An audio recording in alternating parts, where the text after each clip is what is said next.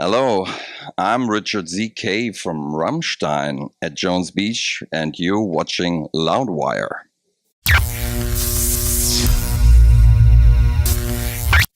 Hey everyone, Graham from Loudwire here, sitting with Richard Z. Kruspe from Rammstein. Thank you so much for your time, man. Appreciate it. Here at Jones Beach in wonderful New York. So excited to see you guys tonight, and welcome back to America. It's been a little while, so we're very happy to have you back. Oh, it's always been a while. Yes, it's been a little bit, but thank you for having me here. Oh, of course, anytime. A bit of a scare back in Germany recently at Rock am Ring. Unfortunately, your set had to be canceled because of a potential bomb threat. When that happened, how did they come to you? Did they come to you as sort of a panic at all, or were they calm? With German, everything is very well organized now. Even yes. The bomb threats. Even the bomb threats. Yeah. No, it just came to us. We weren't really not ready to play, so we were in preparation. And one of the guys from the festival came and said, this is the situation, and we have to cancel the shows today. So yeah. So we were. It wasn't like, everybody out, everybody out. No, it wasn't like that. It was very calm. Yeah. Okay. Yeah. When it comes to a potential new Rammstein album, there is writing happening. As a guitarist, how many ideas do you have floating around that you think might contribute to this new album?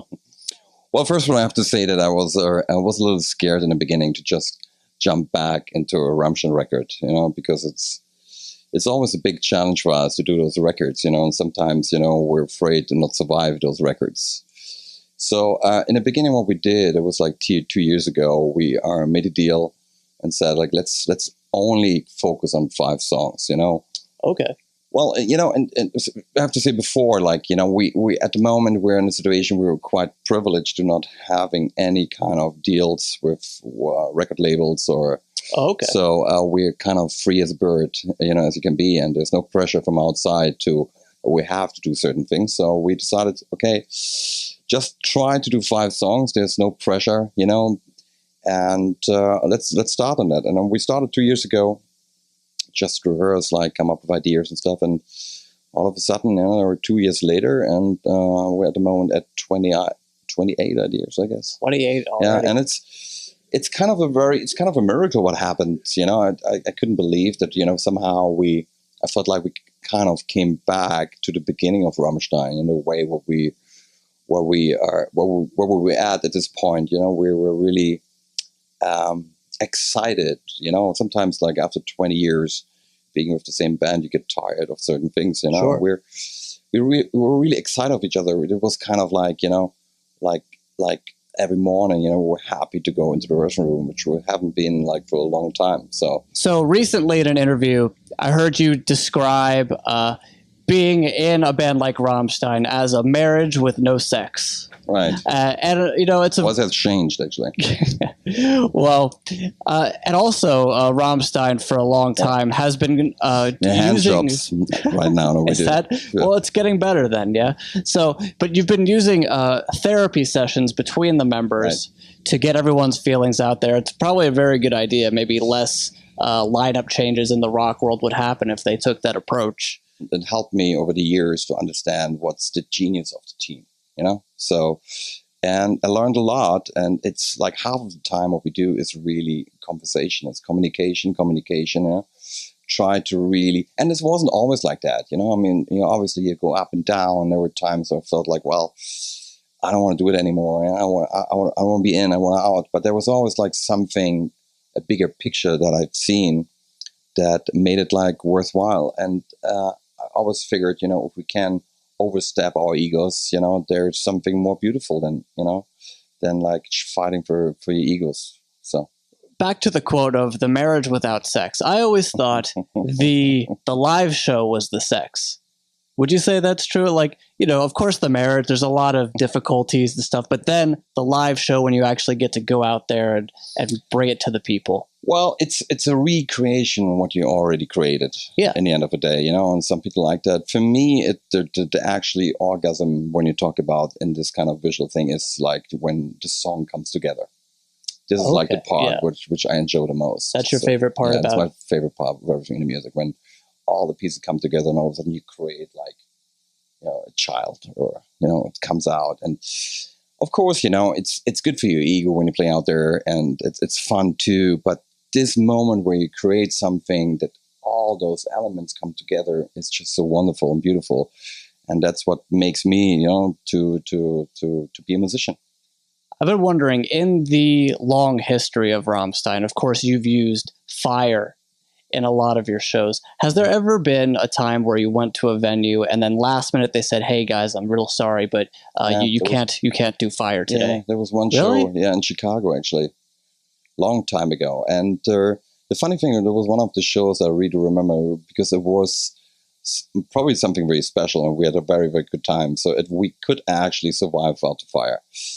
Which, that's what I said, like this whole show thing and the fire, it's became a part of Rammstein, and it's kind of a burden. And like also our job is to keep the balance between the show and the music. And sometimes I feel like the show and all the fire elements like taking over, so you really have to keep the balance, because otherwise you become a circus clown. Do you think people focus too much on the theatrics at times? It's basically the first thing they see. Obviously it's very powerful. And it's a great element. Just to bring the energy to the people. For me, one of the best things to play live is like to exchange energy from the band to the audience. The audience bring the energy back, and fire actually supports that. So is there any estimate on when do you think the new record will be ready to record or finished? Well, at the moment, what we do, we're looking for new producers. Okay. So we realized that we want to change the whole production team, just because of we haven't worked very successful with a certain team over the last 20 years. And I think right now there's time for a little change. Also, maybe because it's going to be the last record that we do. It's I think like we're ready for doing different ways of recording, or like have a different view of our music. To kind of push in a different direction. And it's always a fragile situation where, because you want to change it a little bit, but you don't really want to leave the Rammstein sound that you had before. So it's going to be tricky. Okay. Yeah. Do you feel that in your heart this might be the last record? Well, I always believed, when I did a record, it was the last one, but always, it was also the first record. So, like life is full of surprise, and it always taught me a different lesson. So I think, yesterday I had my 50th birthday. And I was thinking, happy birthday! Well, thank you. I was saying yesterday, I was like, well, I know the moment where I said like, I'm definitely not staying on stage when I'm 50. So yeah, and here you are 50 tonight. years, playing the show, and that's there's a saying, if you want to make God smile, tell him his plans. It was a really interesting thing, what we did with this movie. It was like 5 years ago when Jonas came and said, like, let's do a rock movie. And I think it was the first time that the band kind of gave up control about a project, because we were really involved in everything. What happened with the band, what comes out. And I think it was the first time we said, like, well, there's this guy and he has a vision, and he did that unbelievable, incredible movie called Rammstein Paris. Was it difficult to wait so many years to finally see that final product? Well, I forgot about it, to be honest. Okay. It was so long that I wasn't really remembering it. All right. And then it came back, and you're like, oh, cool. I was like, no. In the beginning, I was like, fuck, man, this is so fast. I can't really, I got headaches, is what I said. Yeah.